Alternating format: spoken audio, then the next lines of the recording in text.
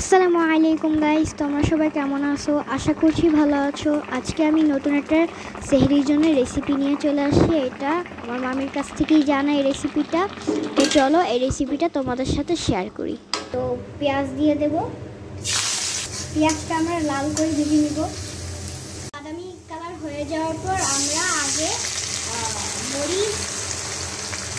মরিচ সেদ্ধ করে বেটে রেখেছিলাম সেটা দিয়ে দেবো।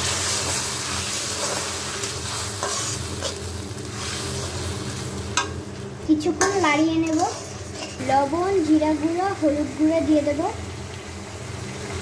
এবার পানি দিয়ে দেব। পানি ফুটে উঠেছে, এবার মাছ দিয়ে দেব।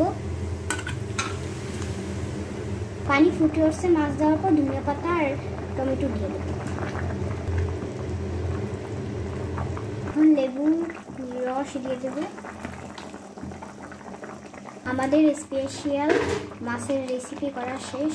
আমাদের বিদেশি মাছের স্পেশাল রেসিপি যদি আপনাদের কাছে ভালো লেগে থাকে অবশ্যই লাইক, সাবস্ক্রাইব, কমেন্ট করে দেবেন। তো আজকের মতন আল্লাহ হাফেজ। মামির বলা রেসিপিটা যে এত মজা, সেহরি পর্যন্ত আর যেতে পারলাম না, এখনই খাওয়া শুরু করে দিয়েছি। অনেক মজা। আপনারাও চাইলে আমার মামির হাতের আমার মামির রেসিপিটা আপনারা অবশ্যই ট্রাই করে দেখতে পারেন। অনেক মজা। নতুন রেসিপিতে খুব মজা আসছে।